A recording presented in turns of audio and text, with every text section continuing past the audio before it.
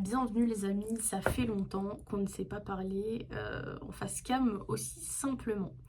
Ces derniers temps, j'étais un peu dans un mood de remise en question. On passe tous par des moments comme ça où on se dit what the fuck, qu'est-ce que je fais de ma vie, qu'est-ce qui est en train de se passer?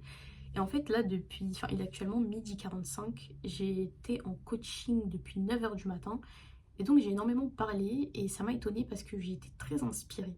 Inspirée par quoi? Par le fait de créer sa réalité. J'ai été, comme je vous ai dit là au début, dans une phase où je me suis questionnée, mais c'était pas du doute vraiment, c'était pas de la peur, c'était plus du deuil de mon ancienne vie. Cette vidéo, je pense que je vais l'appeler Comment créer votre réalité. Et c'est pas une blague, c'est pas putaclic, c'est réel. Les gens me demandent souvent, après avoir regardé mes vidéos, comment est-ce que j'ai fait pour avoir le déclic. C'est vraiment une question qu'on m'a énormément posée et qu'on continue de me poser et je pense qu'on continuera de me poser. Comment est-ce qu'on fait pour avoir le déclic et pour se dire ok, en fait je veux ça, je veux être ce genre de personne et je veux pas avoir de doutes sur ça. Enfin, en fait, dans tous les cas, vous aurez des doutes. La preuve, j'en ai eu là pendant 2 3 semaines, des doutes. Bon, des doutes entre énormes guillemets, parce que c'était pas vraiment des doutes. Disons que j'étais dans une phase où je me cherchais, sachant que je trouve que je me suis déjà plutôt bien trouvée, mais j'ai continué de me chercher parce que je pense que c'est le but de l'existence humaine en soi. Bref, je vais faire court. Comme vous avez pu le constater sur YouTube, et je pense que ce sont des vidéos que je laisserai de toute façon, ce dernier mois, je n'ai posté que 2 vidéos. Je n'ai posté que 2 vidéos qui portent d'une part sur l'histoire des Kardashians, et l'autre c'était un espèce de petit réact à l'affaire de Didi. Et là vous allez vous dire, mais c'est vrai que quand on regarde ta chaîne, ça n'a aucun rapport avec le reste de tes vidéos. Et c'est réel, ça n'a aucun rapport avec le reste de mes vidéos. Pourquoi? Parce que j'ai traversé une phase au mois d'août, et du coup au mois de septembre. Donc là on est en début octobre, ça fait une semaine qu'on est en octobre. Où je me suis... Enfin, j'ai eu une expérience assez spéciale qui est en rapport avec le monde du développement personnel. Et c'est une expérience que je n'ai pas appréciée particulièrement. Et donc en fait, ça m'a tellement mangé mon énergie, parce qu'à côté de ça, j'ai fait plein de choses, euh, que je me suis perdue. Que je me suis perdue, même si j'avais toujours ma direction à peu près, je me suis perdue dans l'énergie que je mettais. Dans le sens où, à la base, j'étais à fond dans YouTube, à fond dans le développement personnel, faire des vidéos pour aider au maximum les gens. Et en fait, vu que j'ai commencé à développer d'autres choses à côté, toujours en rapport avec le dev perso, mais quand même à côté, je me suis perdue dans ma concentration et en fait, mon énergie est partie ailleurs. Et quand votre énergie est partout, elle n'est au final nulle part. Ce qui a fait que j'ai mis de côté, on va dire, YouTube. Le truc, c'est que YouTube, c'est quelque chose que j'aime depuis que je suis très très jeune.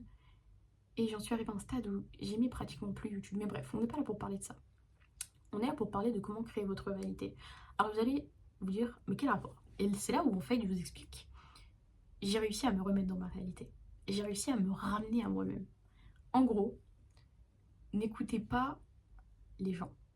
N'écoutez pas les gens, ne regardez pas ce que les gens font à côté et restez avec vous-même, soyez honnête avec vous-même et posez-vous la question. Qu'est-ce que je veux faire? Pourquoi est-ce que je vais le faire? Qu'est-ce que je fais depuis des années? Est-ce que je le fais parce que je voulais? Est-ce que je le fais parce que c'est tout simplement ce que j'ai l'habitude de faire?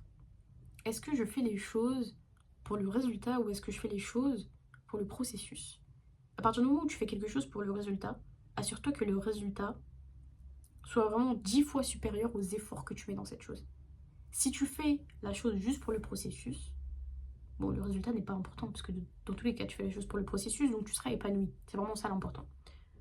Et j'étais en coaching et du coup, la question que l'une des filles m'a posée, c'est ouais, mais comment tu fais pour pas douter dans ces moments-là? Par exemple, on peut prendre l'exemple juste de YouTube, hein. Comment j'ai fait pour me lancer sur YouTube? Bah, un jour, la vie a fait que j'ai posté une vidéo YouTube. Comment ça se faisait qu'à ce moment-là, j'étais pas stressée de poster une vidéo? Parce que je savais que ce que je racontais allait servir à quelqu'un. J'avais confiance en ma façon de parler, j'avais confiance en les informations que j'allais donner, en l'utilité de la chose. Et donc, ça se rapporte plutôt à la légitimité des choses que vous faites. Quelle légitimité, quel regard tu poses sur les choses que tu veux faire? Comment je vais pour avoir le déclic? Il n'y a pas de déclic, il y a de l'urgence, il y a du besoin, il y a de l'envie, il y a le fait de le faire pour soi. Et quand tu fais quelque chose pour toi, c'est intrinsèquement légitime, parce que c'est pour toi. Et donc, comment construire sa réalité? Se sentir légitime. Se sentir légitime d'avoir la vision qu'on a actuellement. Moi, dans mon monde, personne ne me dérange. Dans mon monde, je fais ce qui me plaît.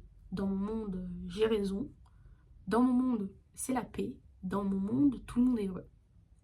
Et je vois pas pourquoi est-ce que je me plierais à une vision du monde extérieur qui n'est pas du coup la mienne, dans laquelle les gens sont fâchés, aigris, ne m'aiment pas, ne sont pas d'accord avec moi, etc. Pourquoi? Pourquoi est-ce que je ferais ça? Et pourquoi est-ce que tu ferais ça? Pourquoi est-ce que tu te plierais à une vision du monde qui, au vu de ton expérience, ne te réussit pas? Je veux dire, est-ce que tu es heureux, heureuse? Est-ce que ça te convient la vie que tu as actuellement? Est-ce que tu veux plus? Est-ce que tu veux moins? Est-ce que tu veux différent? Et si c'est le cas, qu'est-ce que t'attends? Qu'est-ce que t'attends? Je veux dire, enfin, la vie, je t'apprends rien, mais c'est toi et toi, ok? Ça c'est plutôt simple à comprendre. Mais dans l'idée, pourquoi est-ce que tu fais des choses qui, d'après toi, n'ont pas de sens? Pose-toi vraiment la question pourquoi. Ensuite, tu vas comprendre que c'est parce que tes parents, parce que tes amis, parce que tout le monde le fait, parce que la société, etc. etc. Et si on enlève un peu ce discours complotiste, on va dire, entre très très gros guillemets, pose-toi réellement la question pourquoi toi tu le fais. Tu le fais parce que tu te sens obligé, tu le fais parce que ça rend bien sur le CV. Parce que quand on n'est pas heureux, quand on n'est pas bien, il y a deux solutions.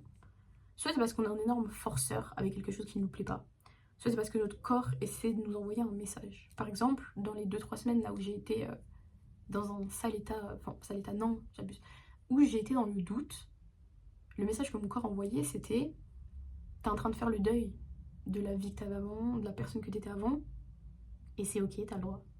Et en même temps, t'es en train de te positionner par rapport à ce que tu veux faire ou ce que tu veux pas faire. Est-ce que ce que tu fais actuellement, tu veux vraiment le faire? Parce que si oui, alors tu vas passer cette étape de doute. Il y a un dessin normalement, un espèce de schéma qui traduit de la vallée du doute, je sais pas trop comment on appelle ça, Valley of Disappointment. Et en fait, t'es comme ça, ouh, et ensuite tu fais pfiou, une fois que t'as passé la vallée du doute, ok. Et souvent, quand on abandonne, c'est parce qu'au final, on ne voulait pas cette chose. Enfin, je dis souvent, non. Souvent, les gens, quand ils abandonnent, c'est parce qu'ils tiennent pas le coup. Mais, si on prend la vallée du disappointment, euh, on peut juste rester sur le fait que des fois, tu vas pas au bout des choses juste parce qu'au final, t'avais pas vraiment envie de les faire. Par exemple, j'étais en études, j'ai arrêté mes études. Est-ce que j'ai arrêté mes études parce que je suis incapable, non, ou est-ce que j'ai arrêté mes études parce que dans le fond, la raison pour laquelle j'ai commencé n'était pas la bonne, tu vois? Bah parce que la raison n'était pas la bonne. En fait, tu commences par le début, tu vois. C'est pas que t'es nul, c'est pas que t'es bête, c'est pas que t'es moche, c'est pas que t'es incapable. C'est que t'as commencé pour la mauvaise raison. Ce n'était pas pour toi. C'était pour le résultat, pour le diplôme, pour la preuve, pour prouver. Prouver que t'es intelligent, prouver que tu veux le coup, prouver que tu sais travailler. Bref, voilà, on passe. Quand tu veux créer ta réalité, t'as besoin d'être honnête avec toi. C'est la première chose que tu dois faire. Être honnête avec toi. Et ça, malheureusement, bah, en fait, le cerveau, il nous leurre un peu. Il nous fait croire à des choses qui ne sont pas vraies. Et c'est un peu... Enfin, si tu ne te rends pas compte de cette chose, tu vis avec, tu penses que c'est normal, et tu te fais avoir. Tu te fais avoir par toi-même. Parce que faut pas croire tout ce que tu penses. Parce que tout ce que tu penses n'est que la résultante de ce que tu as entendu, ce qu'on t'a dit, ce qu'on t'a répété, éventuellement ce que tu as vécu. C'est pas la vérité. Puis la vérité, ça n'existe pas aussi. La vérité, c'est ce qu'on a bien voulu t'affirmer. Je veux dire, si on te dit être riche, c'est mal, et qu'on te le dit toute ta vie, c'est la vérité. C'est la vérité. Être riche, c'est mal. Parce que t'es capitaliste. Parce que, mais tu n'as pas besoin d'autant d'argent. C'est de l'orgueil. Tu deviens cupide. Tu deviens arrogant. Là. Bref. Alors que si, à contrario, on te fait vivre enfin, on te fait croire depuis que t'es petit que être riche, c'est vraiment bien, c'est la seule possibilité. Bah, être riche, c'est bien parce que t'aides les autres. Être riche, c'est bien parce que tu n'as plus de problème. Être riche, c'est bien parce que tu vis ta vie enfin, de ton côté et tu crées des problèmes à personne d'autre.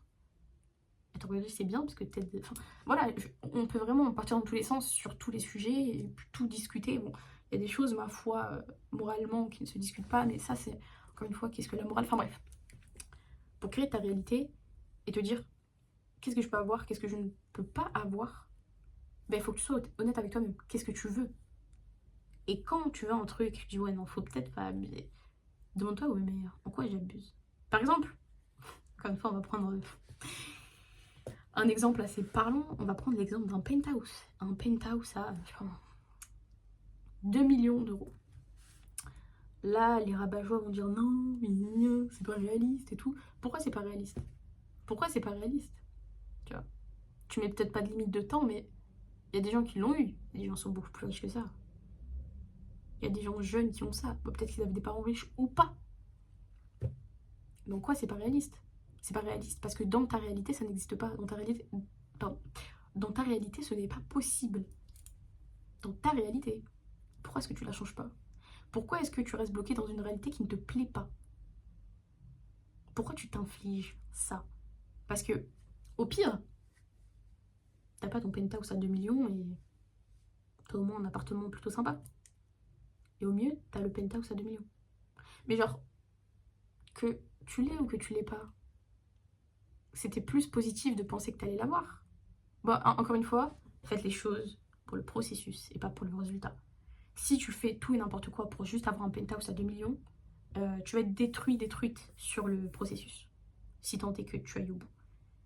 Mais si tu le fais de façon correcte, dans un processus qui te convient, que t'aimes, bah, tu auras non seulement profité de tout le processus, donc tu auras été épanoui tout du long, et en plus, tu auras les résultats. Tu vois. Et pour moi, créer sa réalité, c'est exactement ça. T'as pas besoin que les gens te soutiennent, t'as pas besoin d'en parler aux autres, et au plus tôt tu comprends, au plus tôt tu réussis.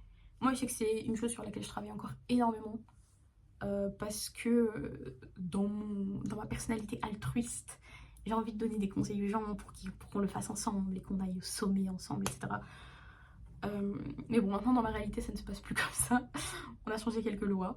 Mais dans l'idée, pourquoi est-ce que tu devrais avoir honte de vouloir ce que tu veux, peu importe ce que c'est, hein, parce que là je parle de trucs matériels, ça peut être des trucs comme avoir un amour féerique, trouver la femme ou l'homme de tes rêves, avoir une magnifique famille, avoir une ferme, ça peut être n'importe quoi, devenir le pêcheur, le pays du monde, enfin ça peut être tout et n'importe quoi, devenir un auteur, etc.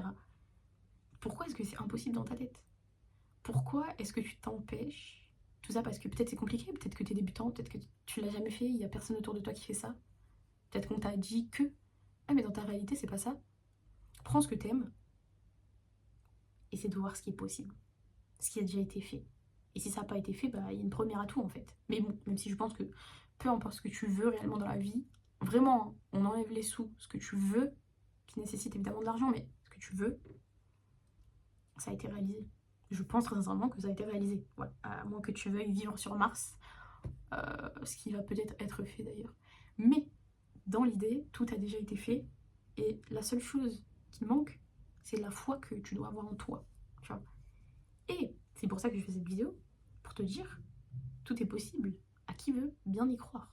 Tu vois. Et au pire, c'est impossible. T'as vécu toute ta vie en pensant que c'était possible et t'as vécu une grande existence.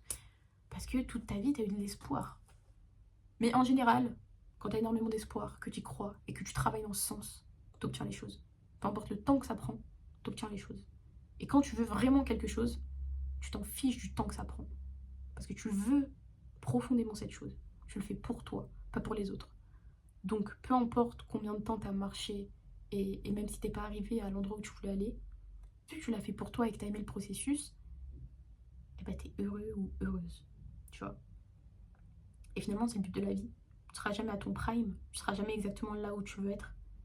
À chaque fois que tu arriveras à cet endroit, bah, tu te rendras compte que tu peux faire plus, que tu peux avoir plus et que tu veux plus. C'est pour ça que c'est important d'aimer le processus.